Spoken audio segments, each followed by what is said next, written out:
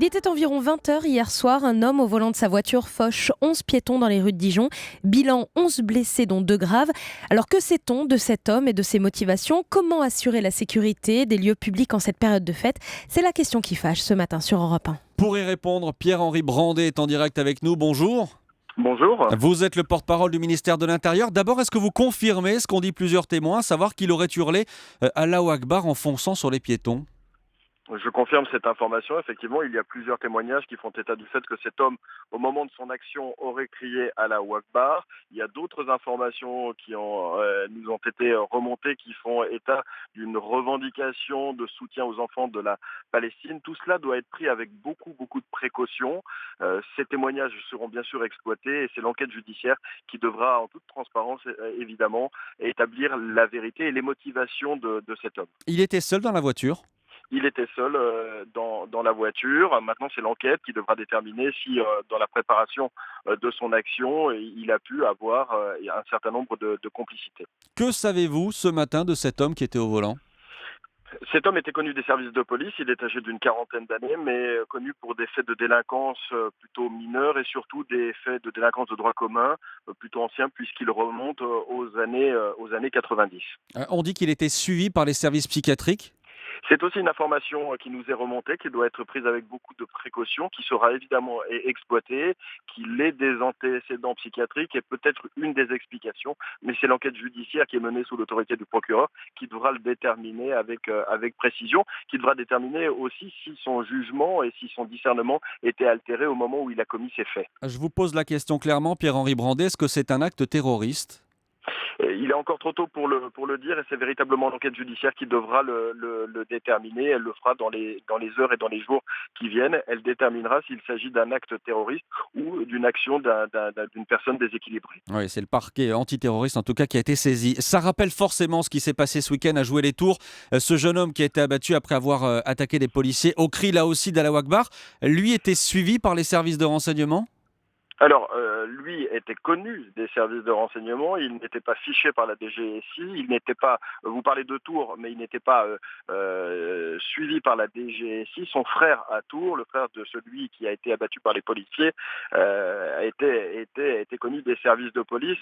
En ce qui concerne l'individu à Dijon, je vous ai dit qu'il était connu pour des faits de délinquance de droit commun et des faits plutôt anciens. Vous disiez que deux faits similaires dans le week-end, il faut vraiment faire très attention et ne pas relier ces deux événements.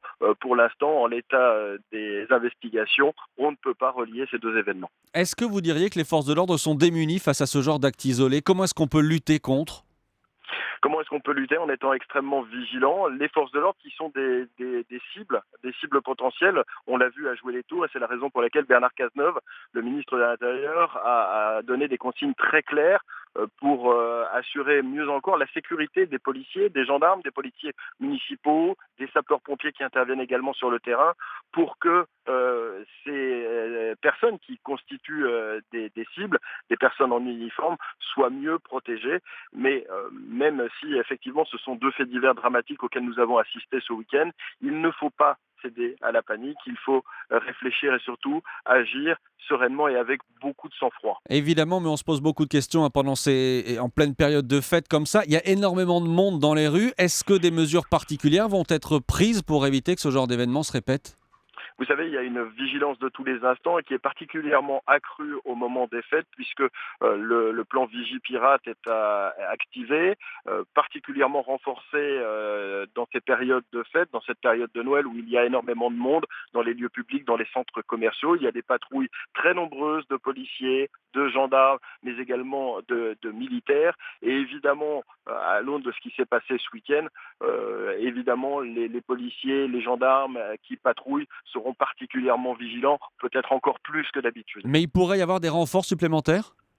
Écoutez, tout ce qui pourra être mis en œuvre et qui serait nécessaire le sera, mais ce sera en temps et en heure et à l'aune des éléments qui pourront nous être remontés et de l'analyse qui pourra en être faite. Est-ce que le ministère de l'Intérieur envisage ce matin de rehausser le plan Vigipirate? C'est pas une décision qui appartient au ministère de l'Intérieur, c'est une décision qui appartient au Premier ministre et c'est au Premier ministre d'éventuellement rehausser le plan Vigipirate. Mais vous savez, il est déjà à un niveau relativement élevé puisque dans ces périodes de fête, il y a une mobilisation très forte des forces de l'ordre, des forces de sécurité pour assurer la sécurité de nos concitoyens. Mais pour vous, pour que l'on comprenne bien, Pierre-Henri Brandet, il n'est pas question dans les actes qu'on a vus, qu'on a connus ce week-end, en tout cas pour l'instant, d'actes terroristes. Alors, sur ce qui s'est passé à Jouer-les-Tours, le fait que le parquet antiterroriste ait été saisi donne quand même une indication relativement claire, même si l'enquête judiciaire devra le déterminer. Pour l'instant, dans ce qui s'est passé à Dijon, Et le parquet antiterroriste est saisi aussi pour Dijon. on ne peut pas privilégier une hypothèse plus qu'une autre, et c'est véritablement l'enquête judiciaire qui devra le déterminer dans les heures et dans les jours qui viennent. Il ne faut pas se hâter de tirer des conclusions de ce qui s'est passé. La seule conclusion, c'est d'être vigilant et particulièrement déterminé à lutter contre ce genre de fléau. Et c'est aussi le sens du déplacement du ministre de l'Intérieur aujourd'hui à Dijon. Merci Pierre-Henri Brandet, je rappelle que vous êtes le porte-parole du ministère de l'Intérieur. Merci d'avoir répondu en direct à nos questions ce matin sur Europe 1.